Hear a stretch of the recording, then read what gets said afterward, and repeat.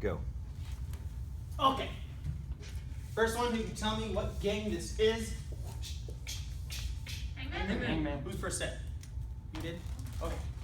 You put candy in this sermon. No, not candy. Oh, even better. Okay. Can you remember? Where are we going? We're going here.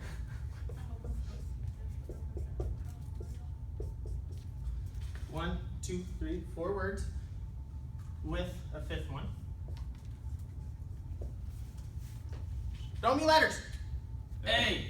A.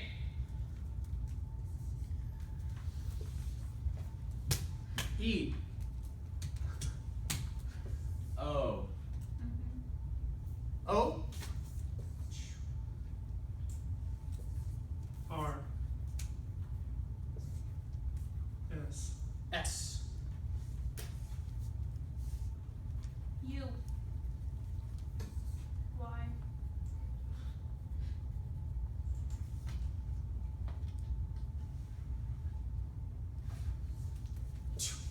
I apologize for untrying. What was the next one? Y. Y. Yes. Okay. Anyone figured it out yet? I'm gonna move this really quick. C.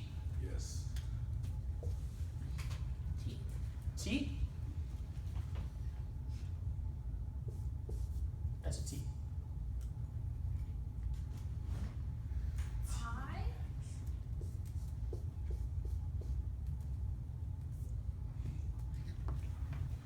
U. I. R. Something. You and I are co-heirs. No. But I'll go ahead and put this in for you since you got that right. Any clue what that word is? C. O. Something something U. I. T. Conduit. S. Huh? Conduit. Conduit. Yes. Okay. Sorry for the yell. Who can tell me what a conduit is? What's a conduit? Who knows what a conduit is? It's a thing that something moves between pathway, funnel, takes a substance from one place to another. Okay, I'll take that.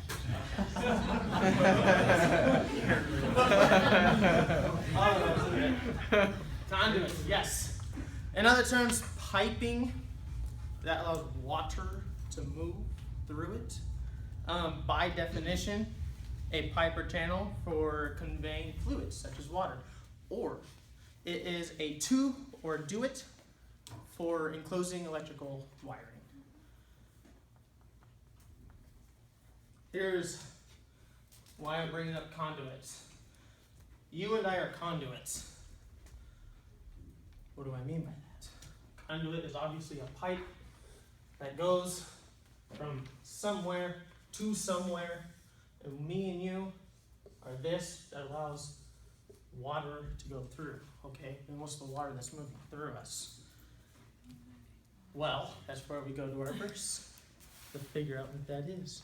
So in Ephesians 1, 19 through 20, come on my marker. 19 through 20.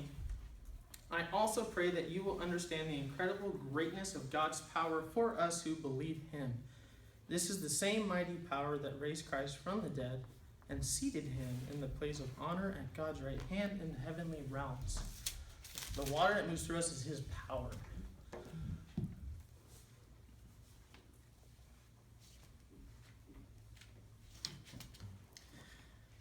And what I noticed this past week, as a few speakers have already said, was this was a terrible week of figuring out what God wants you guys to know and learn. And what I learned was not only are we the conduits that allow God's power to come through us, but I tried being the force of this power that goes through me. I tried being the force of the water to have it go to the places where it's needed, those who don't know Christ, when really I should just be the thing that takes God's power there, if that makes sense. Because he's the one that does all the miraculous things of life. When we try doing this, we break. No water can get to the place where it needs to go.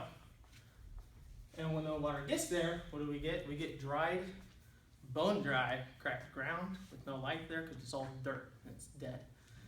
But when we allow the water to come through us and we're not forcing it, but simply letting it flow through us, then out of our nozzles does his power come, and the ground becomes saturated with it. So his power becomes very, very powerful. Another verse I want to bring up to explain more of what this power is. The reason I'm talking about the power and conduits and us has to do with spiritual maturity. If you're spiritually mature, you will know that God's power flows through us and we do not command it, but simply allow it to go through us. And James talks more about that in chapter 3, verse 13. If you are wise and understand God's ways, prove it by living an honorable life, doing good works with humility that comes from wisdom. Humility that comes from wisdom. I was trying to be the force that would bring you guys something to hear, and for that I had no humility, and because of that nothing was coming. And when James says doing good works with the humility that comes from wisdom, it took a lot of being silent and figuring out that I'm just the conduit. And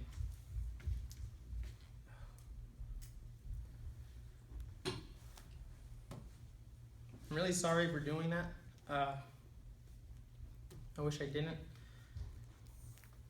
Now, please know and note and remind yourselves that when you try doing that, you become very tired and agitated, and it's not good, and you break, and nothing can go through.